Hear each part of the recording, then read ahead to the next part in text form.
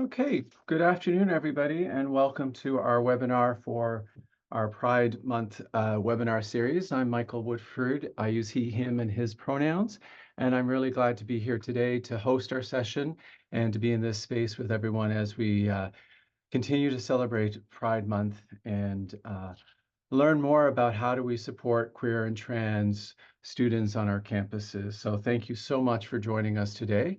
And I'm going to turn it over to my colleague, Antoni Duran, to lead us in a territorial land acknowledgement. Thank you so much, Michael. As part of this webinar series, we are encouraging ourselves, the presenters, and as well as you all attending to reflect upon the lands upon which you are situated.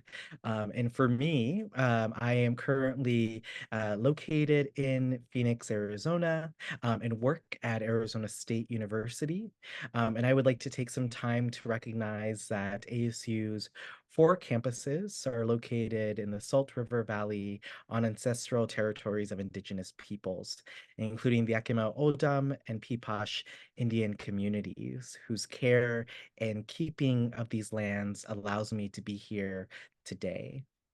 Related to this land acknowledgement, we would like to acknowledge the sovereignty of these nations and seek to foster an environment of success and possibility for Native American students and patrons, especially those whose genders and sexualities have been oppressed by colonial institutions and people.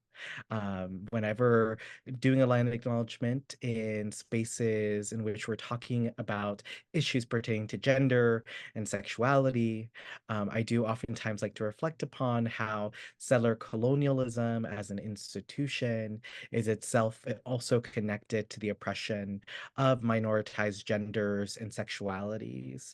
And so as we move forward in our work today, we would like to advocate for the incorporation of Indigenous knowledge systems and research methodologies within gender and sexuality work.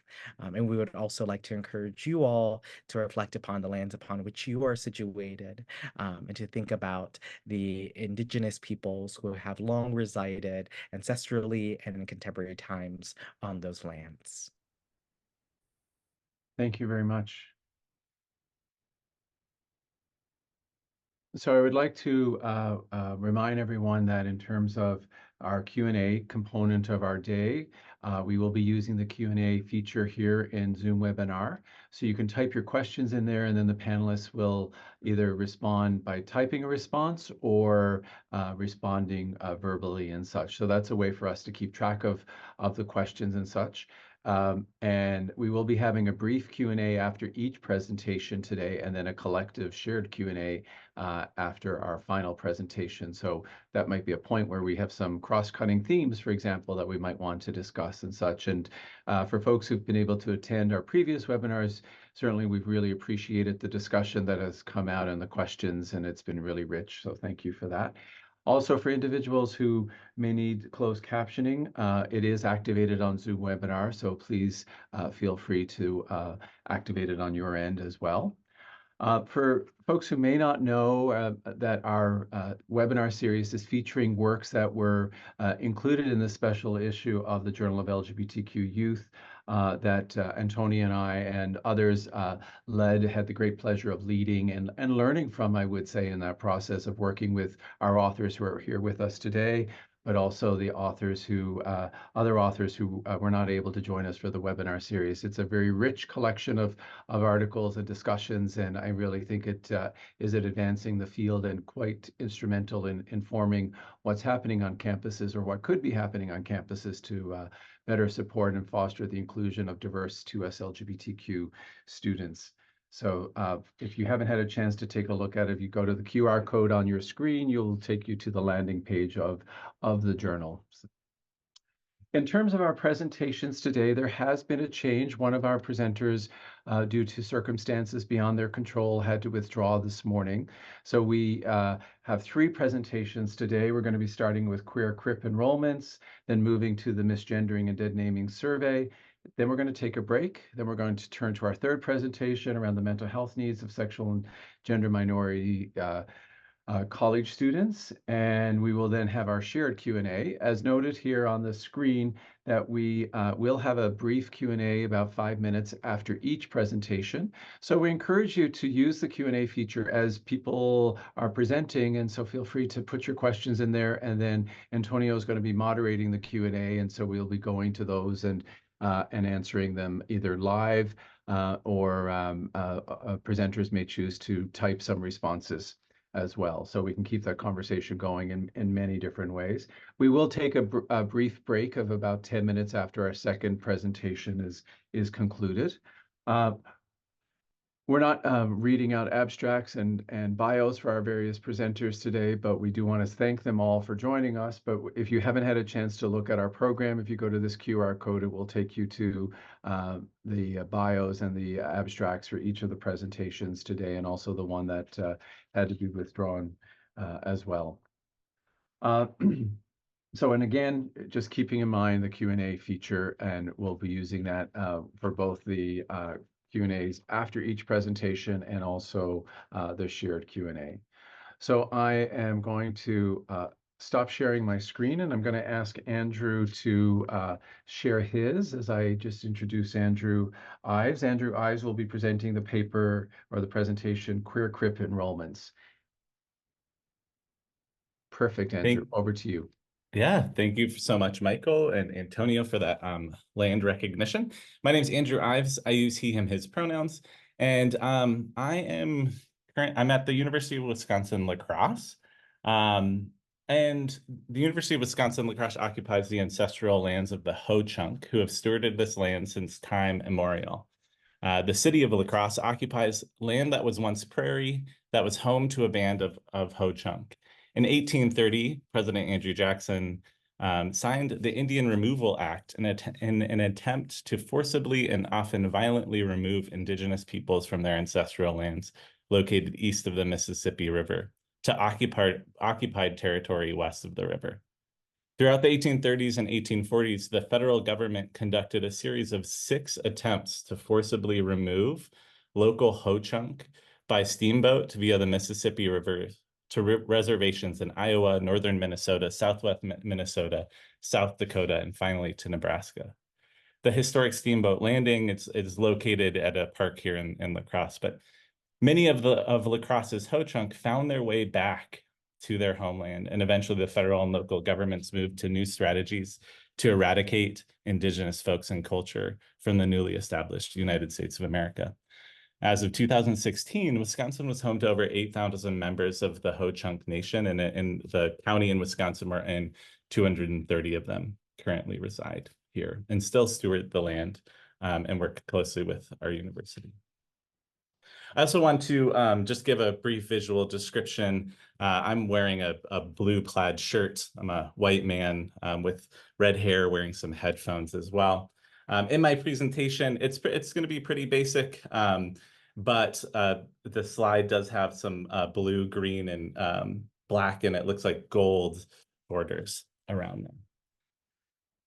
All right, so queer crip enrollments. So what are we talking when we talk about queer crip enrollments and just enrollments in general?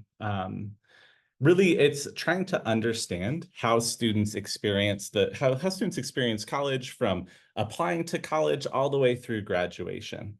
And typically, many of us will have some assumptions about what the ideal college enrollment experience is going to look like. And really, what we wanted to do with our study is try to challenge some of those through a queer crip lens. Now, one of my most difficult tasks is going to have to try to be doing this presentation in under 20 minutes. So I'm going to try my best by keeping this outline here. And I'm just going to move right into this. So why the study, why us, and why now? One thing I will note, I forgot to mention this. This was also co-authored by Dr. Becki Elkins, who's a professor, associate professor here at the University of Wisconsin La Crosse in the Student Affairs Administration program. She's unable to make it with us today. But I wanted us to not only talk about our positionality, but I want you to take a moment to reflect on your own positionality as we talk about this. So I want you to reflect on your own college enrollment experience. And specifically, if you hold these identities, but also any identity, I want you to think about your queer and/or your mad, mentally ill, neurodivergent, or disabled identity, or your privileged identity in those areas, and think about how those identities affected your college experience. I want to think about your college application process and maybe your experiences with any admissions offices or officers. What part of your identity were you disclosing or not, choosing to or not? I want to think about your first year on a college campus. What experiences did you have? Feelings? What experiences did you have with different departments or other students, faculty, and/or staff? What needs of yours were being met? And what needs were not being met? As you engage in some of those reflections, I think it's just important because not only are we learning from some of the co-researchers or participants that helped us sort of develop some of these themes that we'll go into, but also our own experiences through that process also matter. One of the things we also wanted to do was, actually we've seen this in a lot of the presentations. I just want to take a second to thank all of the authors and the different presentations that have happened over these past 3 days through this Pride webinar series. I've learned so much. Reading through the other articles in the special issue has been amazing. And what's great is that it has also been such a community effort. I know in our creation of our paper, our co-editor or the co-editors and our blind reviewers, I mean, all of it really helped to make this paper much stronger than it was when we first entered it in. But so oftentimes when we're talking about the experiences of queer folks in general in higher education, there's a lot of research that tells us that they don't have as positive mental health outcomes as their straight peers. And we know that this is pretty common around any marginalized identity. What we wanted to do is shift the paradigm shift our paradigm understanding around mental health. And I put that in quotes on the presentation, and we'll talk about that too, and really focus on mental health also as identity, specifically using a term coined by Project Let's, which is LETS stands for Let's End the Stigma, but they work in higher education areas, creating peer support groups in pretty radical ways. And they coined the term MAD, labeled as mentally ill, neurodivergent, and/or disabled, or MIND, as a way to understand identity. Now, this was influenced by the MAD Pride movement, by neurodivergent identity movements, and as well as the disabled community, as understanding are like any sort of mental health outcomes as actually identity specifically. So our research questions going into this paper were, how do Q-Mind college students experience college enrollment, and what structural barriers exist that affect enrollment patterns? We used a queer crip phenomenology, which really focused on disorienting the lived experiences of our co-researchers in relationship to normative cultures, and specifically to heteronormative cultures and able-bodied and able-minded cultures. And we stated queer and crip theory served as our framework to interrogate the ways higher education upholds cis heteronormativity, or the social mechanisms that privilege cisgender and heterosexual identities over queer identities, and compulsory able-bodiedness and able-mindedness. Really similar social mechanisms which encourage or force an ideal body-mind upon individuals. And the reason why this was important with college enrollments is because, again, most of the time when we're talking about like an ideal college experience, we are, imagining specific bodies and minds that we think will fit through that traditional college experience, which might be something like going to college for 4 years, getting a degree, and then graduating. That idea is using some normative structures. I'm not going to go through specifically this table of co-researchers, but I think with the recording, all of our presentations are going to be included as well. But we talked with 10 folks from across the United States and Canada, from different universities, holding different identities, specifically different queer mind identities, and other salient identities that came up through our interviews. So I'm just going to go through that. What we did 3 semi-structured interviews via Zoom. And those were really set up as our first interview was a reflection about identity, from like really when they first understood they are queer and mind identities up until the moment that we were interviewing. We then waited 2 weeks and had really reflected on how those 2 weeks went and what experiences they were experiencing as they related to their Q mind identities. And then our third interview was what I called the dream interview, where we actually sat and dreamt about an accessible future. And we'd had great conversations about how a future could look that was accessible for queer mind students. We used, again, queer crip phenomenology to analyze our data. We were searching for moments of disorientation. Sarah Ahmed talks about queer phenomenology in general and talks about these moments of disorientation allow us to actually examine structures, examine oppressive structures and how they are creating these barriers. So what were our results?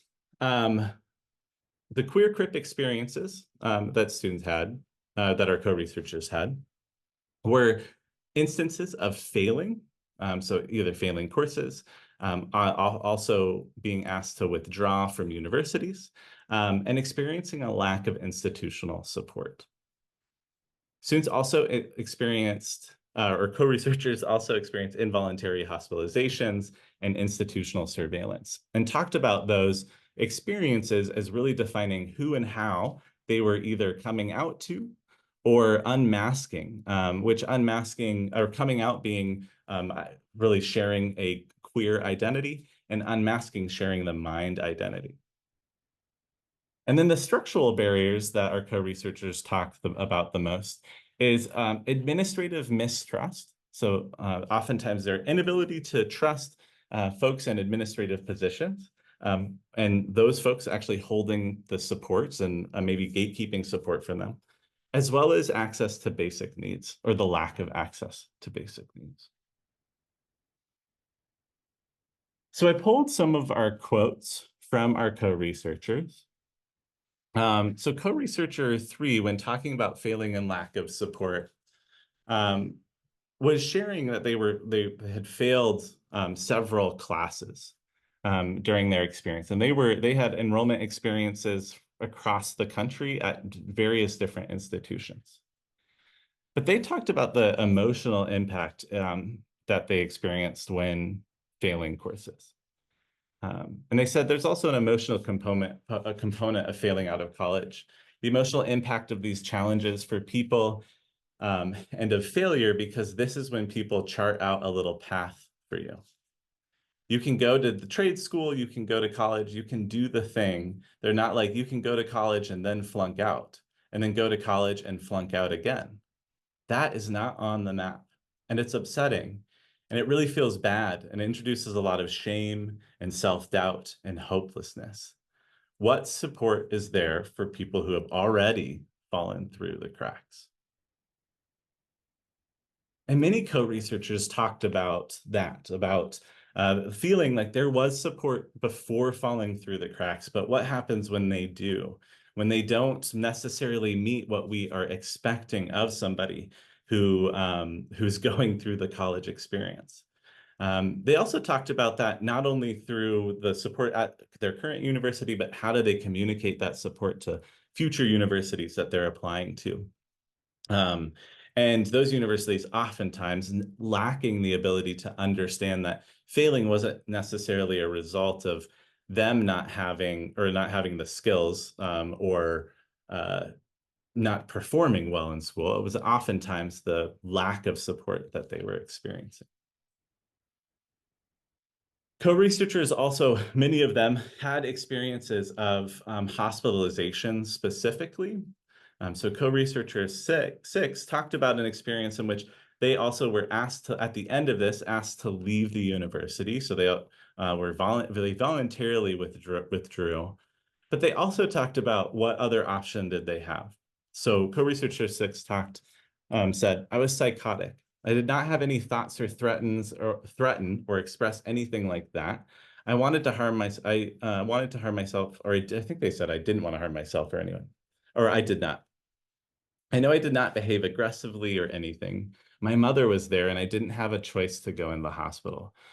But once we were there, hospital staff told me I could either go voluntarily or I would be put there involuntarily. So it's not voluntary. I guess that's technically coerced. And this experience was pretty prevalent. Oftentimes, co-researchers and I would joke about the experiences of being involved in some sort of inpatient behavioral health situation, while also making decisions about their college enrollment. So whether or not to stay enrolled, and they're making those from hospital beds or with staff or therapists or psychiatrists, or they're also like, we had one co-researcher who received an acceptance letter to a university while at an inpatient behavioral experience and a hospitalization. And that really affected their ability to share different things, specifically around, many of the co-researchers and I talked about suicidality specifically. And it was interesting if they were concerned about who they might share that with, because if they shared it with the wrong person, they might be hospitalized or were concerned about being hospitalized. I had one co-researcher who talked about thinking that they could trust talking to a resident assistant within their residence hall, who then reported that, and then they were all of a sudden on some what they called like a secret list, what we might call a behavioral intervention team, and who was discussing whether or not they should or what should happen regarding their continued enrollment at the university. And that all led to the structural barrier of administrative mistrust. And specifically, many co-researchers talked about the either direct experience or fear of experience of dealing with carceral crisis intervention, or specifically in crisis intervention that involved police or campus security, that oftentimes involved pretty harsh measures to transport to the hospital or to get care as well. Many of the co-researchers talked about not wanting to share specifically their mind identities with people who they weren't sure if they could trust. So they used masking of those identities and so really disclose selectively to folks. Oftentimes they talked about disclosing their mind identities to specifically to other queer mind students. They felt the safest there. They also understood, they mitigate what I called mitigating the impact of stigmatized diagnoses. So what they were doing is, specifically, we had a few co-researchers with personality disorders who oftentimes didn't want to disclose those. So they might disclose something like anxiety or depression, but disclosing a personality disorder was very concerning to them because of the knowledge of the stigmatized nature of those identities. One of the surprising facts that came during the research process was, again, a lot of our co-researchers talking about the lack of basic need support.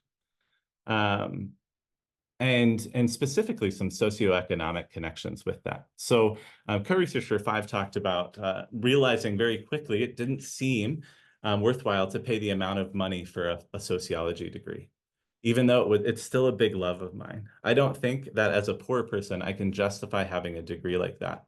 Like, study for the sake of study.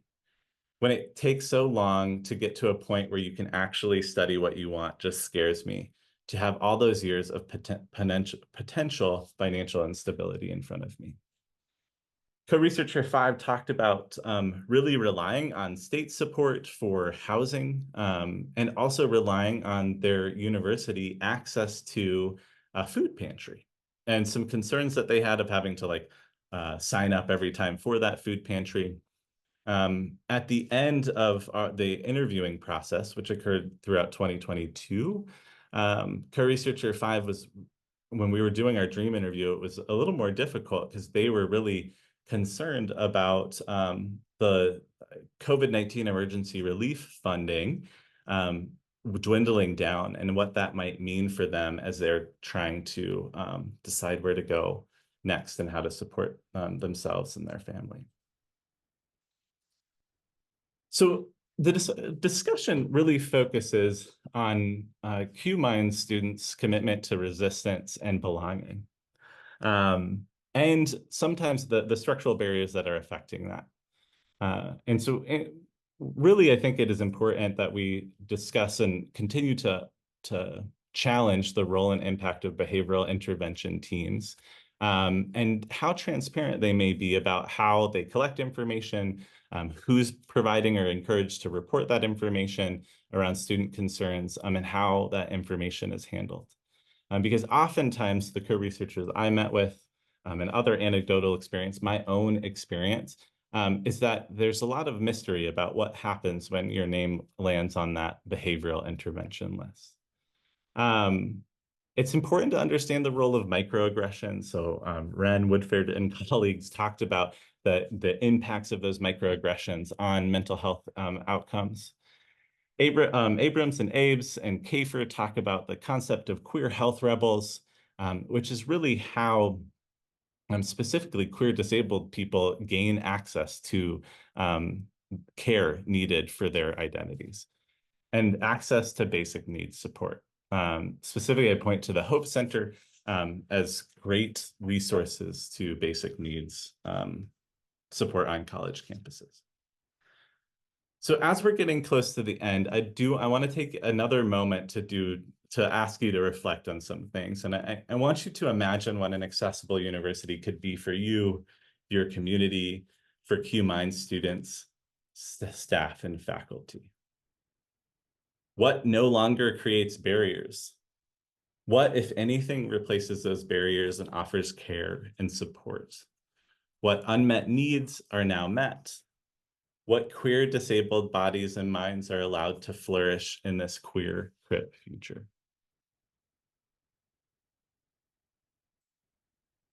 So some of the recommendations I have moving forward, and I, again, would love to hear some of the recommendations or dreams that you have. It's really addressing queer crip failure and asking all of us to challenge our admissions processes and the role of trauma and failure.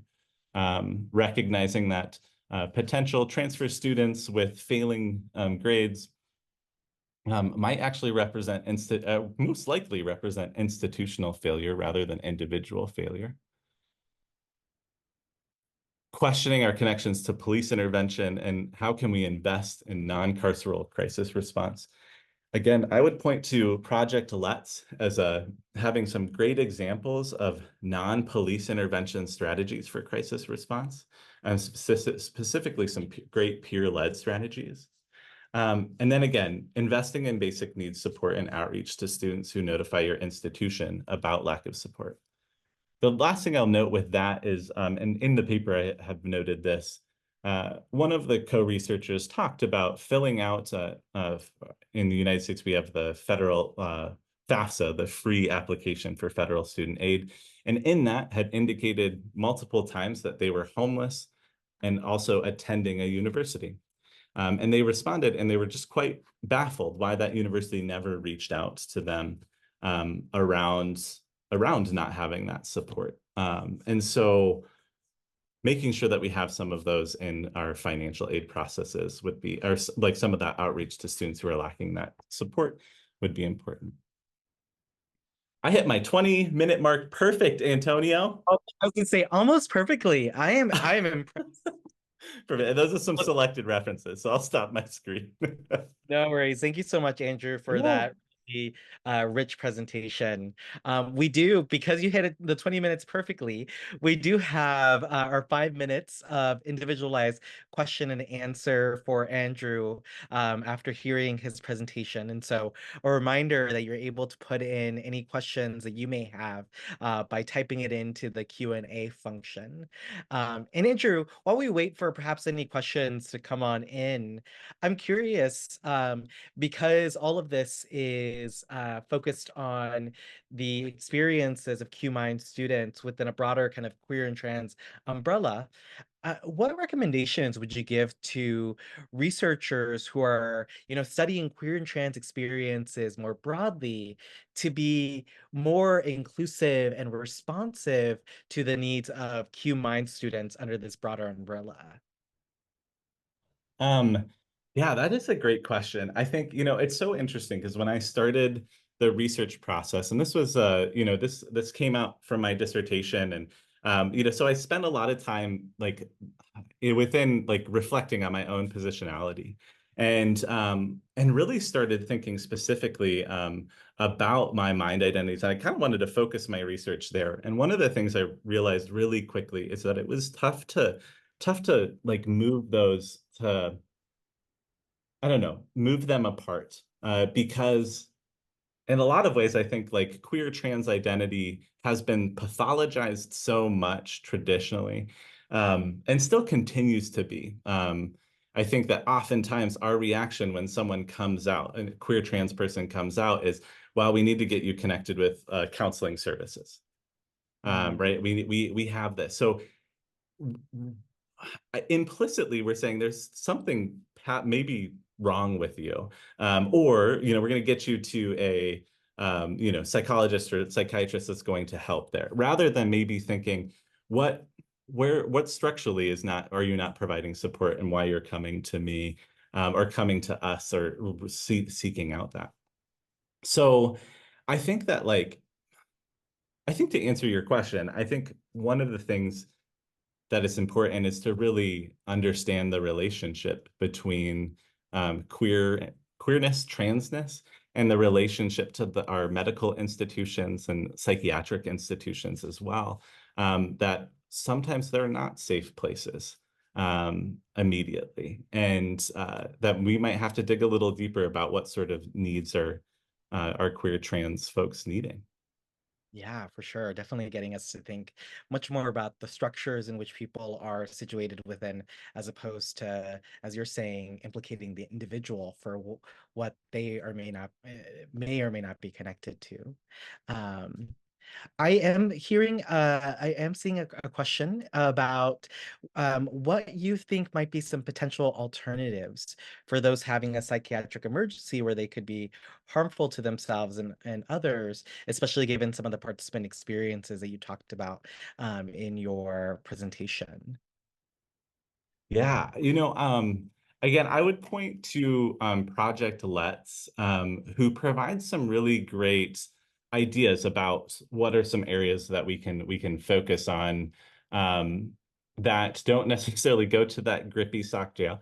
I'll tell you that most of them are, well, like, while someone's in crisis, finding ways to empower decision making, and not ways that all they lead to is how best to get you to a psychiatric hospital of some sort.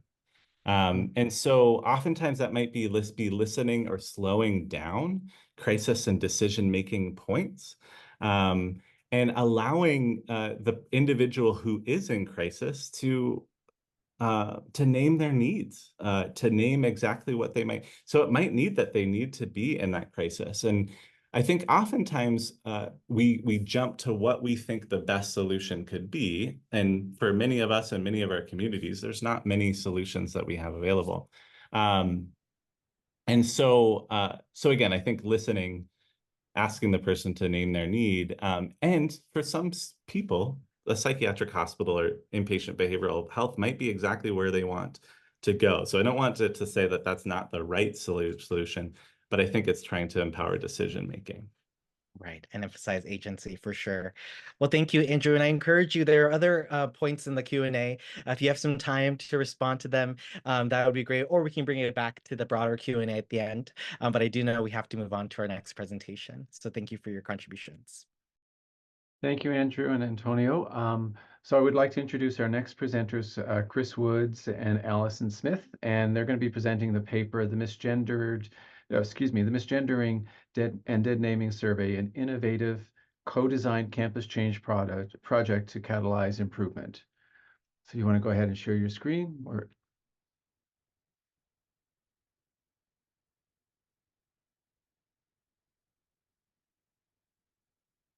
Thank you so much. Hello, everybody. I'm Chris Woods. I use he and his pronouns. I'm the Senior Director of Inclusive Policy and Director of the LGBTQ+ Center at New York University.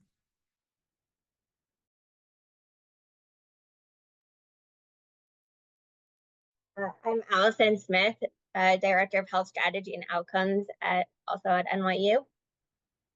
And we're really excited to share a little bit more about our collaborative project, the Misgendering and Dead Naming Survey. So we'll jump right into our presentation so we can have some time for questions.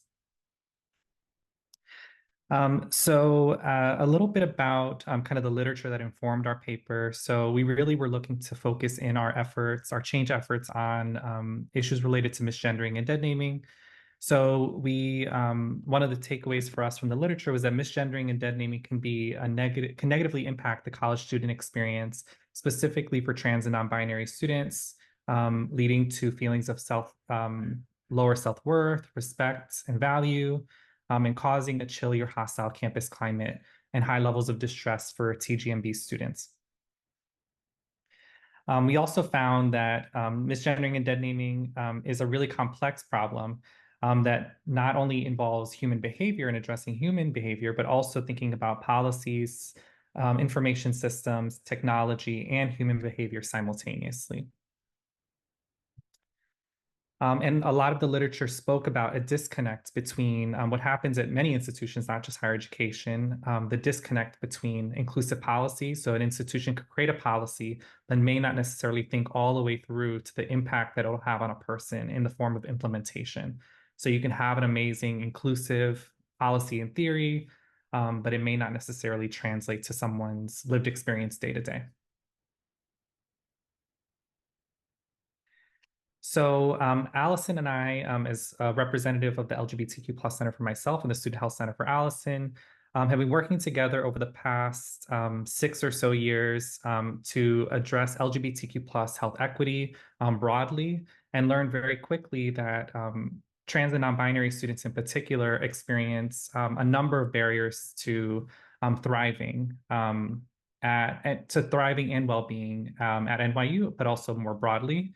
And one of the things that we learned in conversations with students was that misgendering and dead naming was one of many of those barriers to thriving and well-being.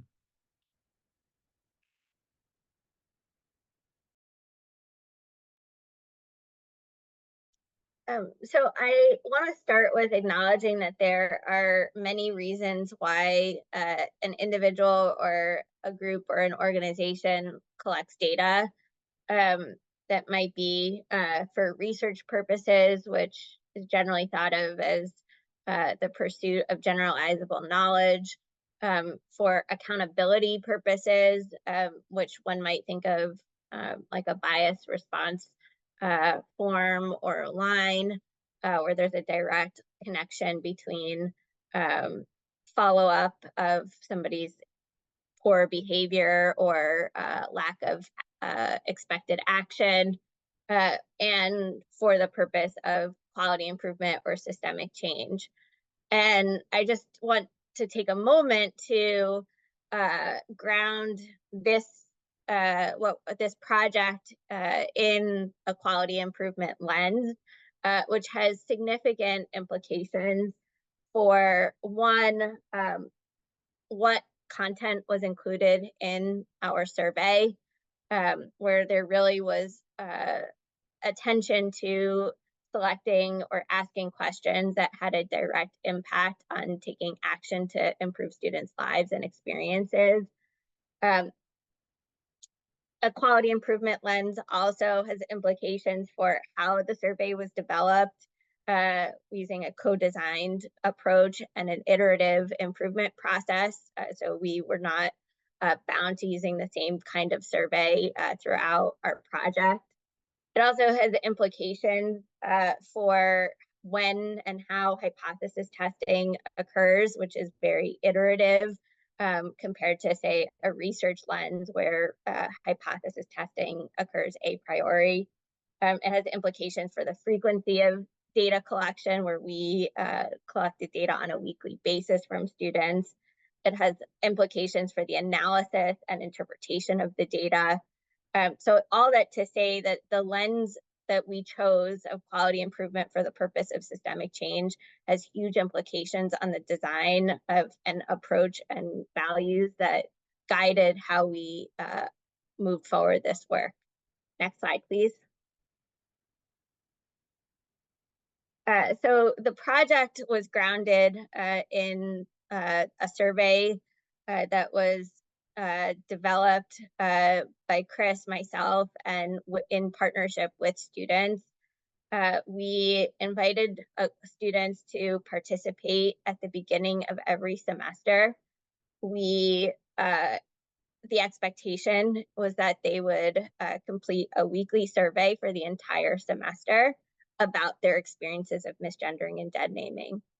And the reason that this project or the survey idea came about is, as Chris said, the experience of misgendering and dead naming really surfaced through conversations with students where we asked them, where can we start? And they said, if you can't get my name right and you can't refer to me by the correct gender, nothing else matters. If you don't see me as me, nothing else you do will matter. And hearing those stories over and over were exceptionally compelling to those of us who could hear the stories directly from students. But the issue that students told us as being most important at that moment of time had zero data within our institution to really elevate, understand the burden, and to even understand when we were making changes, would those changes lead to any improvement? So that was the backdrop of the survey. And the reason that we selected a weekly time frame is so that we could understand very quickly where the changes that we were making leading to improvement. Everything that's on the survey was through the lens of, can we take action on this information?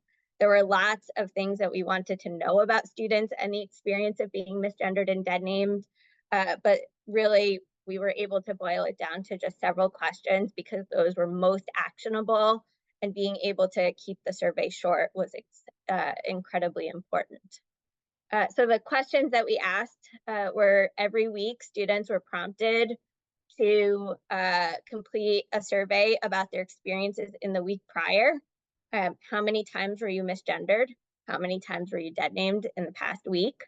If they said any more than zero, so any experience of misgendering or dead naming, we asked them what settings in which those settings occurred, those incidents occurred.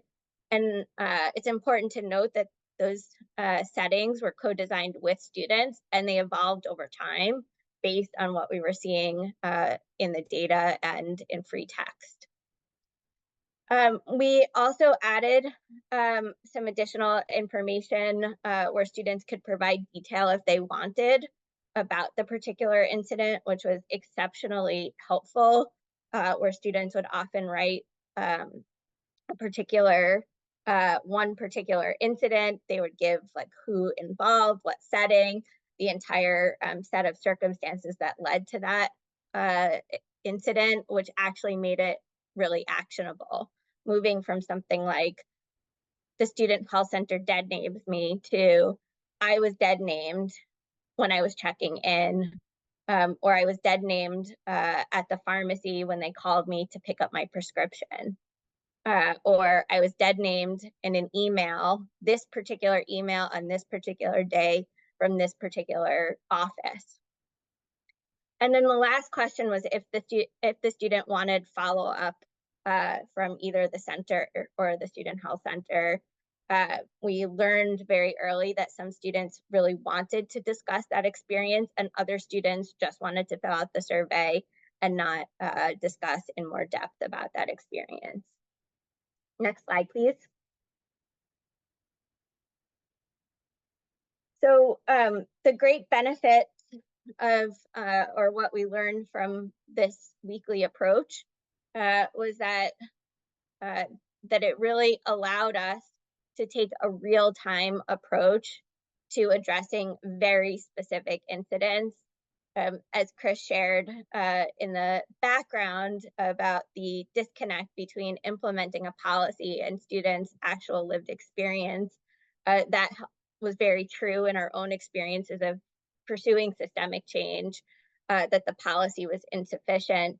And having these real-time data through the lens of improvement allowed us to understand the particular places in which additional support was needed. Next slide, please. I'm sorry, next bullet, please. Again, by having weekly data, it really shortened the amount of time it took for us to learn that the changes that we made either did lead to improvement or did not lead to improvement. So again, we could see sometimes a uptick in reporting about a particular email from a particular department. And then it's almost like a rapid response team where Chris and his team would follow up with that particular department and work with them to try to get to the root cause of that deadnaming or misgendering experience. And then we could see very quickly, were they able to make changes based on the coaching and support, or was additional follow-up needed? And we could know that within a very short period of time, which is very beneficial compared to other surveys where we might conduct a post survey a year, 2 years, 3 years later, only to find out that there's been no improvement at all. Next. The data that we were able to collect has been really instrumental in building strategic partnerships. Again, the issue that students at the time told us as being most important for us to start had no data available at the university. And so having actual data from actual students week to week about their experiences really helped us to go to key areas of the university that were struggling or a major contributor to misgendering and deadnaming, and sharing, X number of students this week told us they had this experience in this place. And that really, there are several concrete examples that led to changes because we had the data. That previously we had tried to approach those areas of the institution and met with tremendous delay in action, lack of motivation. But when there were specific data about the burden and quotes from students that we could share with their permission, that led to tremendous feeling or obligation that they needed to act in ways that we had not seen before. Next. And then to just bring it back together to where Chris started, that through this process, we were really able to disentangle many of the different kinds of contributors to the experiences of misgendering and deadnaming. And over, we saw that there's not one single solution that could work, but that it really does take a simultaneous approach, looking at all areas of the institution and working at different levels, from policy to information systems, to addressing the human behavior, and looking at that from a systems perspective of how each of these pieces contributes individually, but also how they're interconnected and where those systems failures were. Next slide. So something that was very critical for Allison and I in this project, I think also coming from our own positionality as cis administrators or cisgender administrators doing work censoring trans health equity and well-being, was to take a collaborative and co-designed approach. So from the beginning, from the inception of the idea of putting together this survey, coming from one of our student leaders to some of the other ways that I'll describe in a moment. So TGMB students were involved in the data analysis, the interpretation, and storytelling process. So ways that looked like, for example, included getting feedback from students on the instrument design itself, as well as every semester, at the end of every semester, after conducting the survey, we invited everyone who had participated in the survey to a kind of like a storytelling and sharing space in which they could see the data, make sense of the data, and help us to tell a story that was most aligned to their experience and their interpretation of the data that was being presented, that were being presented to them. We also used their feedback in those spaces as well as elsewhere throughout the process to take iterative improvement to the survey design. So for example, we shifted to compensating students, even if in a nominal way, throughout the course of the survey. We went from not compensating students to compensating students later on in the process after getting student feedback. Students wanted to know more demographic information, for example, kind of the nuanced difference between a non-binary student's experience versus a trans man or trans woman experience with misgendering and dead naming, or the ways in which race and ethnicity played a role in the ways that they were gendered or misgendered. And then we also added things like location of incident, so where on campus it took place, which also helped us locate where we should focus our improvement efforts. And then, as Allison mentioned earlier, we also offered an opt-in follow-up option because some students shared that they wanted people to follow up with them, and then other folks wanted us to give them the option to not follow up with them, to just simply report, and that was all they wanted to do. I think another part was in order to really facilitate change, centering trans and non-binary individuals, it also, this process of co-design and co-creation and inviting trans and non-binary students into the process of data analysis and interpretation helped to build trust and rapport. They also were able to see that as we were going week to week, and we were addressing issues as they were arising in the short term as well as longer term systemic issues, they were seeing slowly some of these things improve in real time, which also helped to build trust and rapport, not only in the survey process, but also generally in addressing TGMB student needs or experiences with misgendering and dead naming. And I think it's important, I would be remiss to not share that misgendering and dead naming is only one of many barriers to equitable well-being for TGMB students.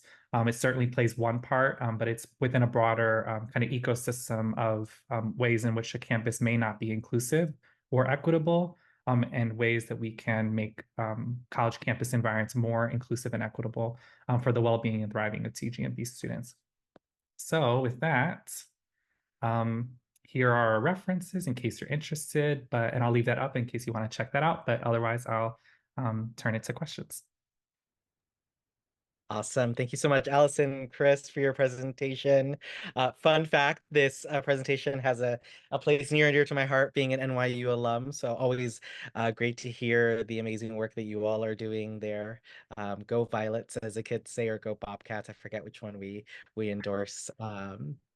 But a reminder that we have about 5 minutes for questions before we move on to our break. And so please use the Q&A function to answer any questions that you may have about the presentation. To maybe start us off, I'm curious, given my own background, into how do you feel like the institutional environment of NYU created the conditions for you to be able to do this work, and what might this look like to scale it at a different institution type? Yeah, that's an excellent question, Antonio, and it's always nice to see you. I think we mentioned it in the article, but it is not also lost on us that at NYU and in New York City, we have certain federal, local, state level, and city level protections that include trans and non-binary folks. So for example, in New York City, there is protections around having folks being gendered correctly in the workplace or in school settings. And so that is something that we have access to that may not translate, for example, across the country, and especially when we think in the context of broader kind of anti-LGBTQ plus or anti-DEI efforts in higher education settings. So we are very much privileged in that regard, and we do reference that in the article. But I think that if folks are looking to do work that is simply seeking to improve experience of TGMB students, that there is still space to collect that data and help it inform a strategy to think more long term about how you might want to address these issues. So that definitely did shape the experience for us, that there is a certain will and also investment at the institutional level, but also on the state and city level. I also think that a more micro answer to that question is about the partnership or conditions between our respective departments. This wouldn't have been possible without Chris, and it wouldn't have been possible without the support of the Student Health Center. That both offices came together in a very authentic, we can't achieve health equity by ourselves, thinking about this from a health lens or from an equity lens. We really do need to come together and apply our respective frameworks and knowledge together. And it was really, we worked in a way that was not defined by traditional job descriptions. It was really, we are in this together, and whoever at the moment has a offering or the ability to contribute just did it, without some of the normal ways in which we define our contributions. And I think that was an essential aspect of the success of this. And so that would be maybe advice to others who might be thinking about this, of who are the people who are really invested and what strengths do they bring to the work, and how might they be leveraged and imagined in different kinds of ways than they get to show up in everyday work. Yeah, definitely. Well, speaking of investment, this next question that may take us to break gets at the investment of students. And in particular, the person asks how students felt or how you navigated concerns about how their feedback would affect relationships, how they were perceived, backlash, outing, judgment, etc. Yeah, it's an excellent question. We were really, really explicit and very protective over the data for sure. So some safeguards that we took is that the only people that had access to this data was Allison and myself. In terms of Allison, myself, and one other staff member in the Student Health Center, in terms of any kind of generalized data. In terms of sharing narrative or sharing experience, it was completely de-identified, and we usually shared things more in aggregate with various departments or campus partners. So as to, we might have shared frequency, for example. We have heard XYZ number of incidents of this kind, but we never shared kind of individual instances. We were very, very cautious and careful about that. And we were really explicit in the sign-up process, in the follow-up process. And then in terms of that end of semester kind of feedback space, students didn't have to attend, of course, but it also was a great opportunity for students to also build community and some connection. And there's a lot of amazing research, including research, Antonio, that you've done related to kind of the value of kinship networks for TGMB students. So that space at the end of the semester was also really great kinship space for trans and non-binary students who wanted to connect with one another. We also co-designed with students from the beginning. We had a student government president, part of trans and non-binary community, who put their name to the work, who personally recruited students in the early days of the survey. And I think that really set us up for long-term success, that this was not some administrative effort from the outside, but that this was in support of and with students.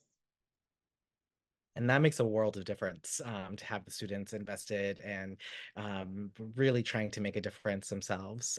So I think this is a great model for how that can look like. For those of you in the audience, continue to think about questions that you may ask our panelists. We'll have some time at the end for questions across the papers and presentations. But I believe, Michael, this is taking us into a short break for people attending. Yeah, thank you so much. Thank you, Chris and Allison, and for the questions and your presentation and sharing your work with us so much. And again, thank you to Andrew as well for this morning. So we will take for their presentation. So we will take a 10-minute break. So we'll come back in 10 minutes and see you all shortly. Thanks. Okay, welcome back, everybody. I would like to now turn us to our last presentation for today. And we have Lisa Platt, who's going to be presenting the talk entitled The Mental Health Needs of Sexual and Gender Minority Collegiate Clients at University Counseling Centers. Welcome, Lisa. And just to remind everyone, feel free to post any questions in the Q&A, and we'll have Lisa having a Q&A at the end, and then we'll turn it over to a collective Q&A, maybe for some common points or maybe some things that you're thinking about from previous talks that we heard today. So Lisa, over to you. Okay, great. Well, welcome. My name is Dr. Lisa Platt, and I'm an associate professor of counseling and counseling psychology here at West Virginia University in the US. I identify as cisgender, and I'm also heterosexual, so a lot of privileged identities, and I use she, her pronouns. And what I'm going to talk about today is a project I have worked on over several years in several different iterations, looking at the mental health needs, as my title says, of the sexual and gender minority collegiate clients at university counseling centers, and how the data has changed over the years and what universities are seeing in terms of the needs of minoritized students in these categories. So let's see here, get going. Perhaps, there we go. Let me start my timer as well, just so I don't run over. Okay. Well, a lot of you have talked already today, and I'm sure across the other webinars as well, around, what we're seeing in terms of college students and the needs that they come to campus with, and what happens for students once they're on campus, from that, whether that's enrollment to in their classes to with their peers and beyond. And a lot of research has looked at more generally, and some of you alluded to this model that people who identify in the broadly defined sexual and gender minority categories, such as transgender, non-binary, and so forth, across large-scale research using data in the general population, we consistently see that there are more mental health needs than those who are not in those categories. And what I'm doing in my project here that I'm going to discuss is looking at that particular phenomenon among students who attend at least one session at a university counseling center across the US. And so the background lies in the fact that we know, again, generally in the general population, we see these trends and these health disparities. And there's some research to suggest that this occurs. This is true for college students as well, that we see these health disparities around mental health needs on college campuses as well.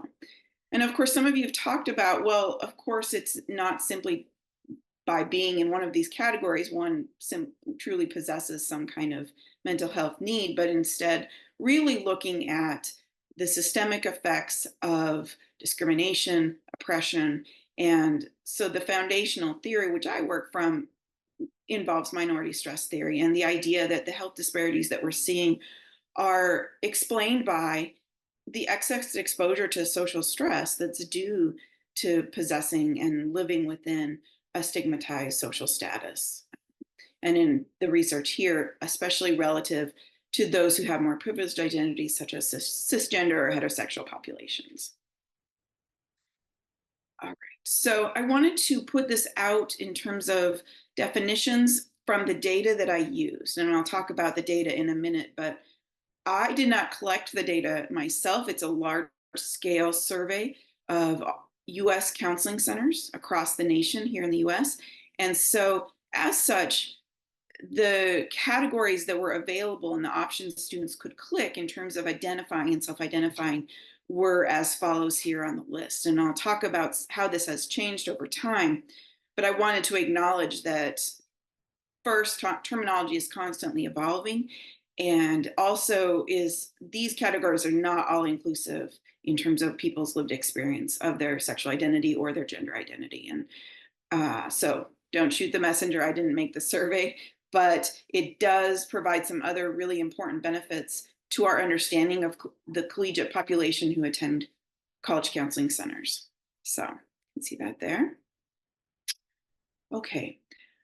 So in partnership with Penn State, which is where the survey was originally developed and housed, they have developed the Center for Collegiate Mental Health. And this is a US-based clinical and research consortium where the spirit of the original development, which I was on the ground floor of, was wanting to understand in a more comprehensive and systematic way, what does collegiate mental health look like across the US? There was a lot of conversation in those early days about, in general, anecdotally, directors of college counseling centers were saying people are coming to college with higher needs. They're coming into our center with higher needs across the board. There's more acuity. And is that true? Are we really seeing these trends? And that led the way to this consortium. And what it involves is approximately 180 participating university counseling centers across all types of institutions and all types of college environments where there is a counseling center designated on campus. And in order to be a part of this consortium, participating universities use a standardized intake paperwork and a standardized symptom checklist when interacting with clients.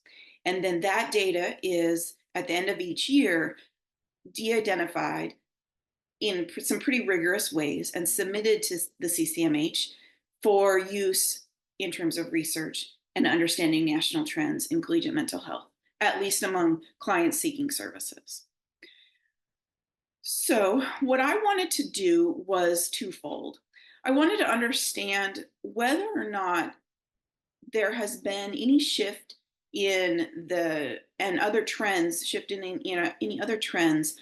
for sexual minority populations and gender minority populations in university counseling centers across time. And so the earliest data I have two different sets of data from an earlier time point from 12 to 15, and then a later time point from 20 to 21. And I wanted to see, did the needs change over time? A lot had changed from 15 to 20, right? And so what are we looking at in terms of who's coming in and what their needs are? And then I also wanted to examine more specifically some marginalized subgroups that exist under the broad umbrella of sexual or gender minority communities, such as asexual, pansexual, and non-binary. The older data set that I possessed, which went from 12 to 15, those were not identifiers a student could mark on the form. But as all of us are evolving, the CCMH evolved their paperwork as well and added those categories. And that 20 to 21 data was the first time that those particular subgroups could be clearly identified in the data. And so as such, I wanted to understand, what are the mental health needs of those particular groups? We know broadly, if we look across lots of research, that it's, LGBT broadly defined, right? But we know that each one of these subgroups has their own unique experiences, their own unique oppressions. They often experience within and outside group discrimination and oppression. So how are they doing? And what do they look like in terms of their needs when they come to college counseling centers? Okay. So as such, I had two research questions. I wanted to compare collegiate clients in these categories from the 2021 sample I had as compared to the 12 to 15 sample that I had. And I also wanted to see how those subgroups compared. And again, looking at those comparisons for my second research question, I only used the second data set because those were not available in the first data set. Okay. So talking about what's in the data and how it works using the CCMH data first, again, like I mentioned, college counseling centers who participate in this consortium use a standardized intake paperwork. And what's involved in this, it's called the standardized data set form. It has a total of around 55 to 60 questions that cover demographic questions and more clinically related questions. And it was designed to be used as a clinical tool. This is something that's given to the counselor and the psychologist before the student comes in to see, what are they coming in for? How are they doing? What are their presenting concerns? And then also demographic questions. The other instrument that is used is the CCAPS 64. And the CCAPS is designed to be a symptom checklist particularly normed for college students. And so it has clinical cutoff scores and other ways of determining what students are specifically struggling with, especially in comparison to other students who've completed the CCAPS. So there's these norming groups. It has 8 subscales, which you can see there, and then also a total distress index score. And again, all centers within the CCMH use these 2 particular pieces of paperwork, which allows for a very large national sample of students coming to university counseling centers across the US. I meant to look prior to getting on today whether or not how many centers in Canada or internationally are represented, but they actually keep that data close to the vest because they are very serious about de-identifying particular sites and they just never want any one person to be able to be identified in the literature or the data that's presented. So what I'm speaking to, from what I understand of the data I was given, was exclusively US university counseling centers. Okay, so with that, my first research question again wanted to look at comparisons over time. And so this is the demographic information look from the first set of data, which again was from 12 to 15, and then again from 20 to 21.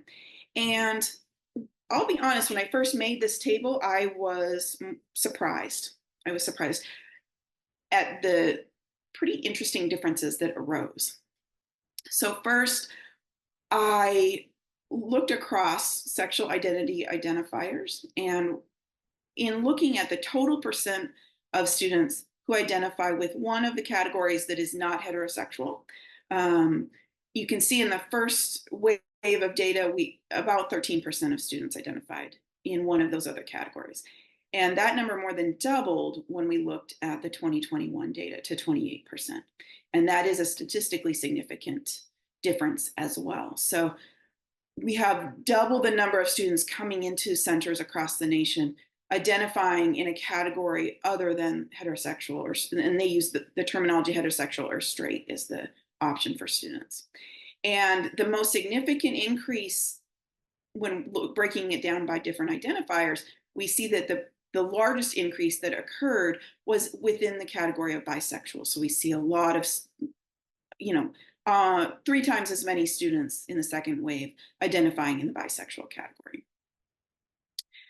We see the same trends in terms of gender identity. And so in the first wave, less than 1% of students identified in a category that is presumably not cisgender. Now, speaking to the terminology and the evolution that has occurred, in the earlier data, 12 to 15, the options available to students were woman, man, transgender, or self-identify.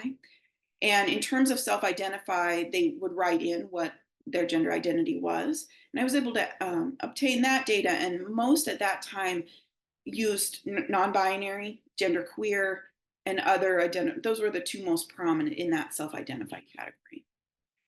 Representing, again, CCMH tries to stay abreast of changes and be responsive to collegiate needs. And so in the newer wave, they revamped this item to be a bit more inclusive and up to date. And so the options available to students in 2021 were woman, man, self-identify still, and then also transgender woman, transgender man, and non-binary. And so looking across the years, again, less than 1% identified in the categories, in that case, of transgender or self-identify. In the 2021 data, that number almost tripled to over 3% of students identifying in this case, the options were self-identified, transgender woman, transgender man, or non-binary. Now, I will acknowledge that you'll see here that the category is not cisgender woman or cisgender man. So there certainly could be folks within the woman or man category who consider themselves not cisgender, but I had no way to delineate that. And so I totally acknowledge the limitation of an assumption I made there in terms of aggregating this data. That being said, these shifts in the number of students coming in are really, I think, quite striking and important data for university counseling centers on a whole, and colleges in general, about who's coming and how they're identifying when they get there. Okay, so I also wanted to see if there were changes in what students were reporting to university counseling, what their presenting concerns were, and at what level these things were occurring for them.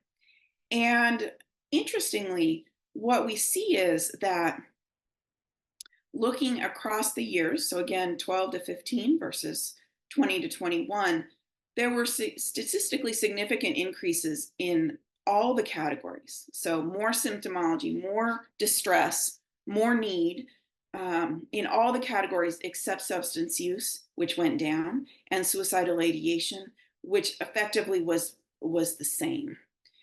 And that students identifying with a sexual minority identity also were statistically, they were younger and more racially diverse, which is also, I think, quite interesting. So that's where we're at in terms of, so there's more students identifying in those categories when they come to college counseling centers. And when they get there, as compared to previous years, they're endorsing and expressing more significant need. Okay.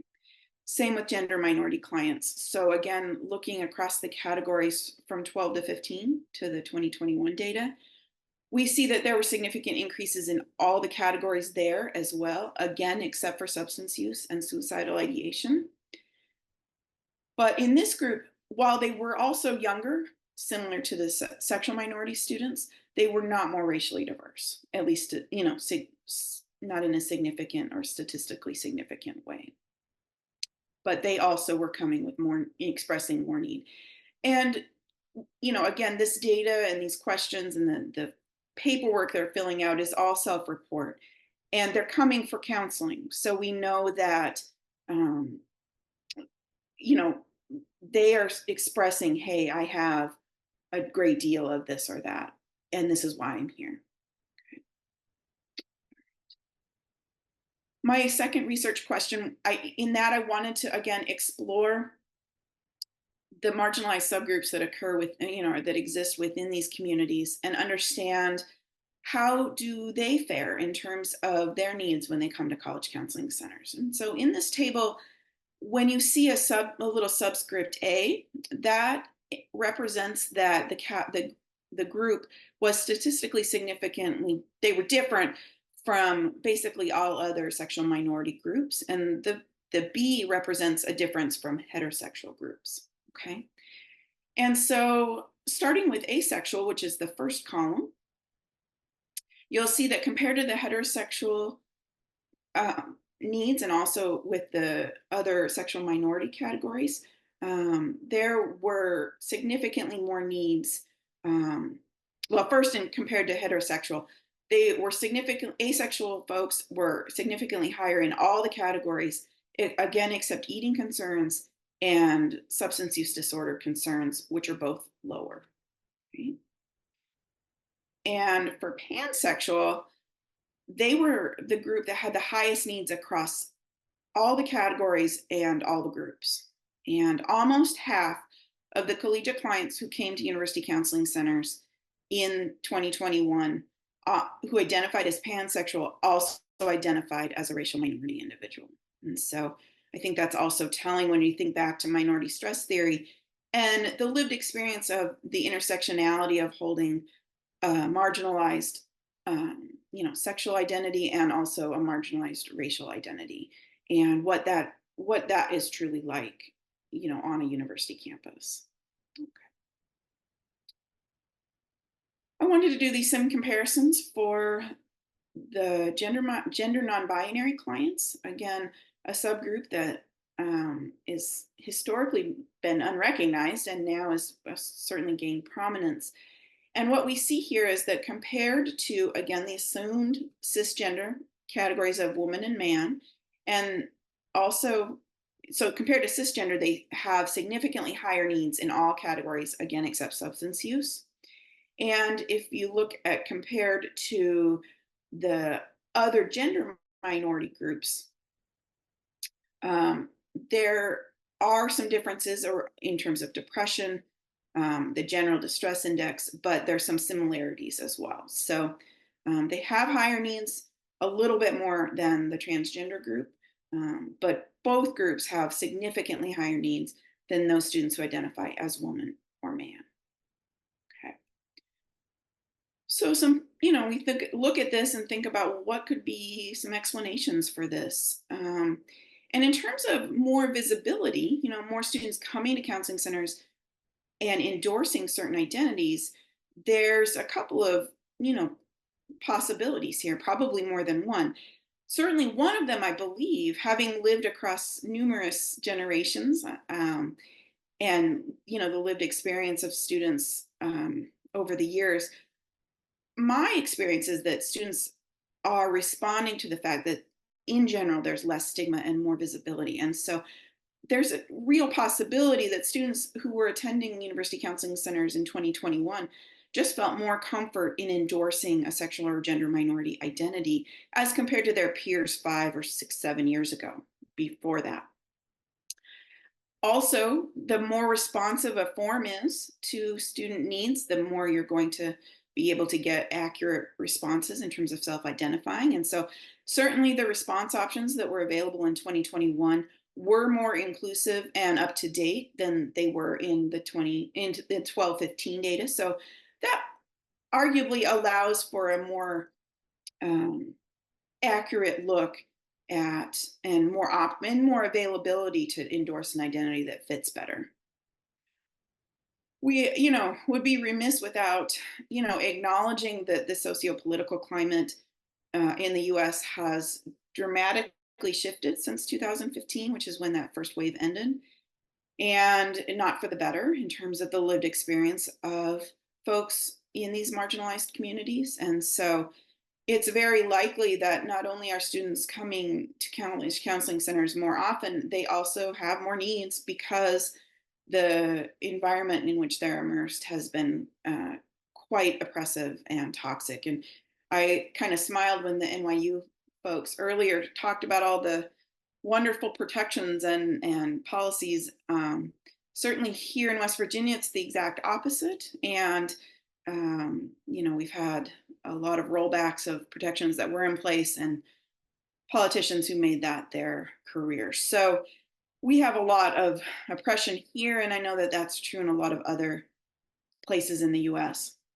And that certainly has an impact on, the general population, but also even on, on university campuses and the lived experience of those oppressions. Under minority stress theory tells us that that's going to create health disparities.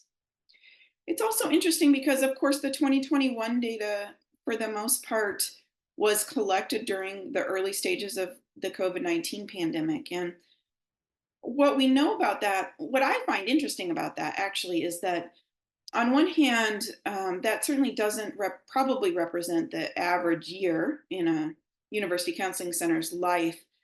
But I think that the increased needs that we were seeing, I think it would be very interesting and worthwhile and moving forward to look at, does this pan out across time? Because we do know that some of these groups faced much more disparate, impacts from the COVID-19 pandemic. So you think about college students, there was a lot more discrimination that was occurring. There was a lot more forced isolation, especially for those who their peer networks are stronger than their family networks. Having to go home created a disparity, right? And inadequate access to resources. So my last slide just, you can take a look here, just generally deals with, well, what does this mean for university counseling centers, but also what does it mean for university systems in general. And I think my takeaway is that if a university really wants to attract, retain, what's the language, right? And make it an inclusive environment, that those require intentional efforts within a center and across a university. And so I'm hopeful that more can be done along these lines. So with that, I'll probably leave this slide up, but happy to entertain questions and then move on to our larger Q&A. Course. Thank you so much. And yes, audience members, please be now is your opportunity to offer in the Q&A questions for all of our authors to see if there are inquiries we can make across the papers and presentations. But while we wait for those more far-reaching questions, we do have a question about your work. And someone asked if the logistic regression models included any covariates like socioeconomic status or first generation status. Yeah, they did. And so very interestingly, I've done several different papers on the first generational status question and whether that variable, and in this data, it just does not covary or have an effect on almost all outcomes I've tried to run it with, which is real interesting. But we did have other covariates in the models, and the ones that were the most significant were included. So age and racial identity turned out to be the significant factors there. And the others, like mentioned here, did not have a predictive effect in the models. Yeah. Even though you think they would. Yeah. Right. Especially in thinking about accessing a resource like a campus counseling center. Yes. Fascinating. At this time, I do welcome all of our other presenters from today to come on back. Feel free to turn on your cameras, and we'll see if we get any questions from the audience in terms of themes or cutting those ideas that cut across the presentations. But maybe to start us off, I'm curious. I see lots of connections in between all of your papers and presentations from the authors presenter themselves. What did you learn, see in each other's presentations that you think can influence your own work?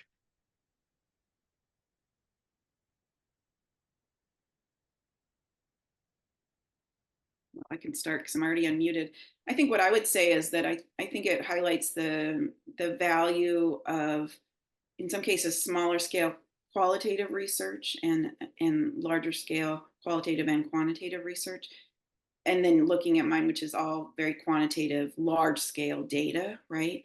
And so we're seeing some of these trends in the large scale work that I have done, but also in these smaller conversational and qualitative methodologies that some of these things, if a university really wants to attend to the needs and be inclusive, that we have to have strategies not to dead name folks. We have to have strategies to meet the needs of intersectional identities and so forth.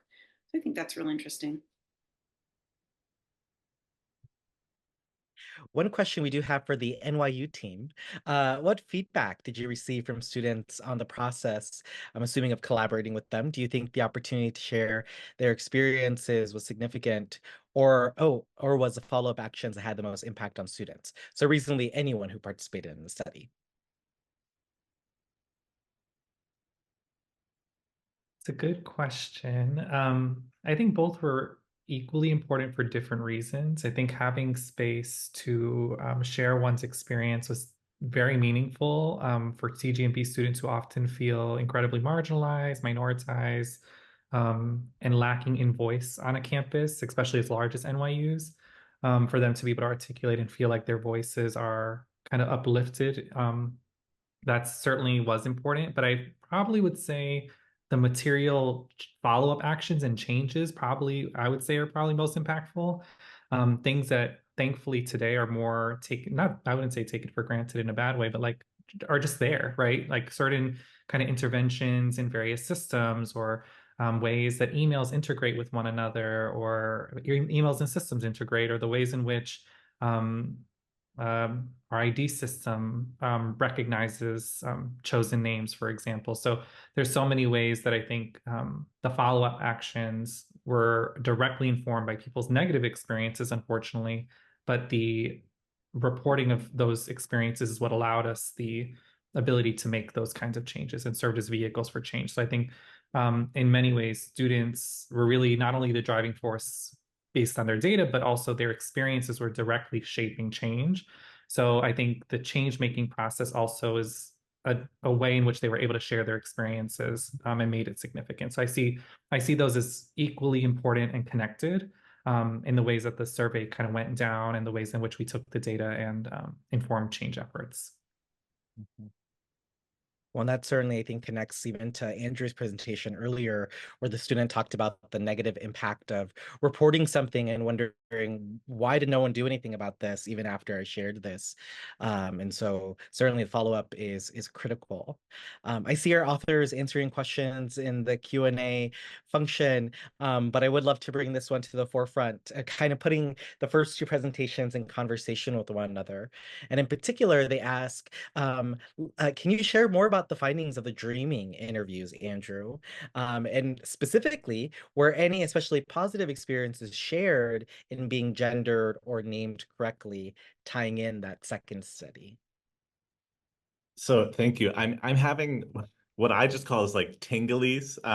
Now someone had shared with me, I called it embodied research experience. And there was one of my co-researchers, and I'm gonna cry because it's like, it's so simple.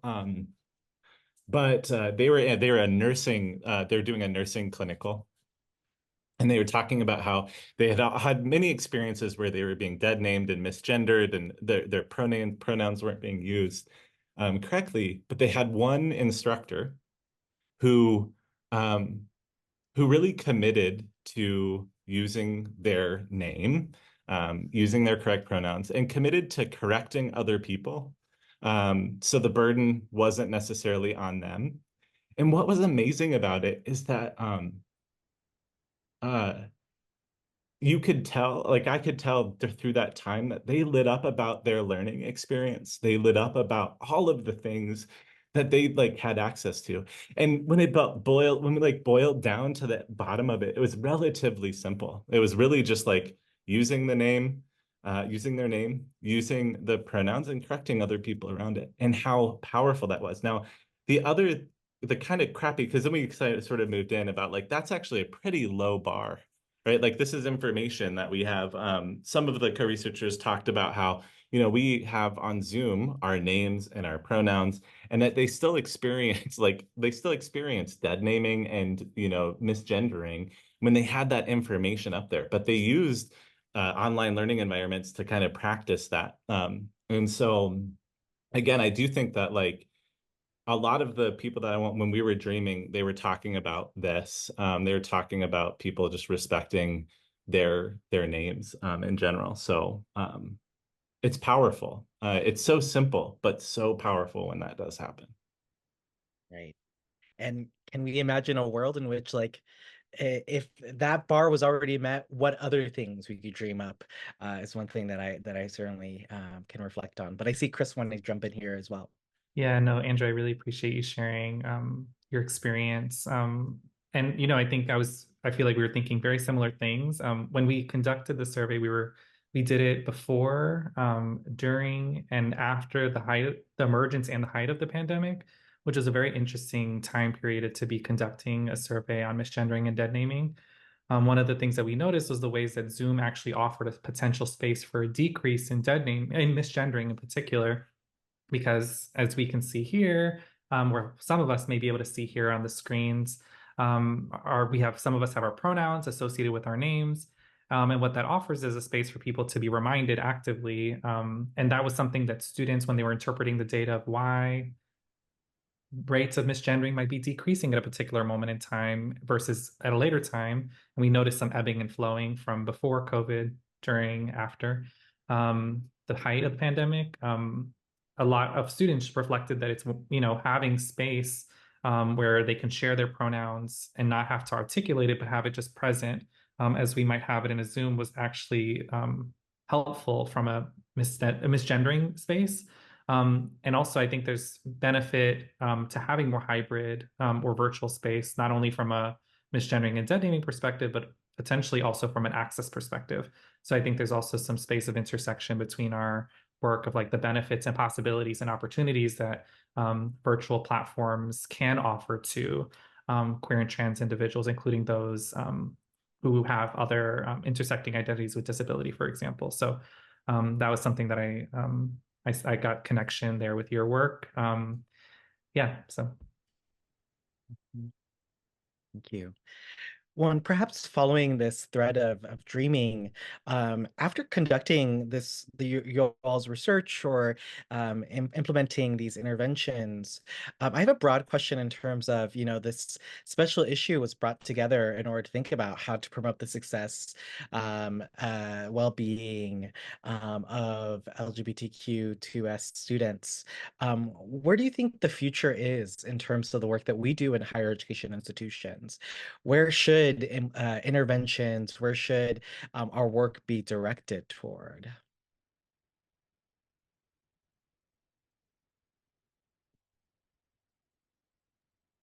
Yeah, I can start. I spend a lot of time dreaming. And I think one of the things that was I think really apparent is trying to find and continue to find ways where like students can connect and create peer connections that specifically focus on how we care for each other. And and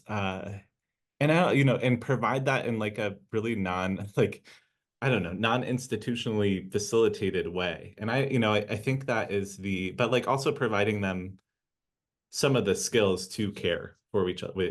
Because I think that so many of our students are seeking that out, are also wanting to provide that care to others.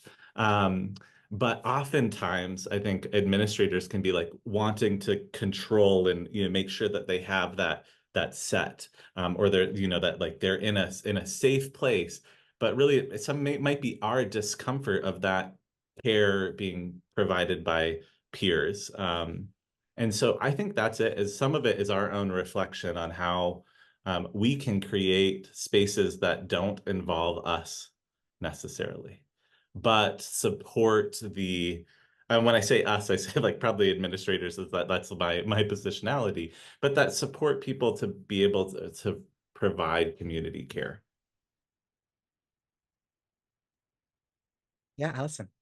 I think something that strikes me about this question or framing around dreaming comes back to something Andrew said and resonates with my experiences working with students of the bar is often so low of what they're hoping for, of like, please just call me the right name and and use my pronouns.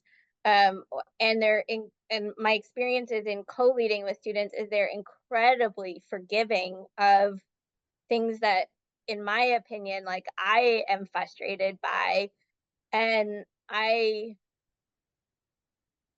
don't really know exactly how to finish that thought, but it's something that every time I work with that I'm working in collaboration with students, that strikes me as like, these are things we should be getting right, and just as a precondition to equity, not even a condition of equity. And so I wonder, like, what are the implications for a broader vision of flourishing and thriving and living our best lives? So as I think about the future, I would like to see a narrative that really is centered around that vision of how do we help every student live their best lives, and that is possible at all of our institutions. And then a second thought, a lot of the work that I do is thinking about systems and not just programs and services, but how do all of the different pieces come together. And even though the work that Chris and I presented today was focused on misgendering and deadnaming and one piece of that, it is part of a larger portfolio of work that we've been doing together. And I think for me, one of the most important learnings has been that this isn't an additive kind of approach. Like, we don't necessarily need more programs and services. The kinds of changes actually don't cost a lot of money that have huge impacts on students' lives. And it's really thinking about being intentional about small shifts that make big impact, and the ways in which we can reduce fragmentation. Like one particular example of some of the work we've done is around support models of like students are highly engaged in clinical care and in different kinds of resources across campus. Like lack of access is not the primary driver of inequity, but the fragmentation of having to retell their stories and like the burnout of having to access so many different kinds of resources, like how do we as teams work differently? So I also think about like the reimagining of not more but different. One, I think that certainly gets to some of the question that came in around like how do you balance gathering information while recognizing that sometimes students are tired of constantly having to retell their stories to different actors. And part of maybe addressing, for example, survey fatigue means collaborating and connecting across units such that those retellings are limited, right? And it has kind of maximum impact. But curious if anyone else has any responses to that question. Yeah, I mean, the purpose of our survey really was to reduce it. Yes, it could be perceived or conceived of as survey fatigue. We try to mitigate that with obviously continued engagement, follow up as it was needed, compensation. But really, the goal was actually to centralize reporting or experiences of misgendering and dead naming to two sources of two offices who would then take it and then own it enough to want to see the change through or to see resolution through. So the goal is actually to really reimagine what does reporting look like, or what does sharing one's experience look like, and rather having them go to, address misgendering at 800 offices that they might be experiencing on a weekly basis. We could centralize that in one place. And so this was one attempt to not only do survey design that was intentional and co-designed, but also doing so to help alleviate the burden that trans and non-binary students had to take to kind of have their issues with misgendering and dead naming resolved. And rather their issues, the institution and people's issues with using correct pronouns and names. Thank you, Chris. Well, with that, thank you all so much to the individual presenters and authors for contributing to our time here together. It seems like there's a lot of interest and celebration of the work that you all are doing. So we echo that here in this space. But with that, I'll pass it on over to Michael to take us into wrap up.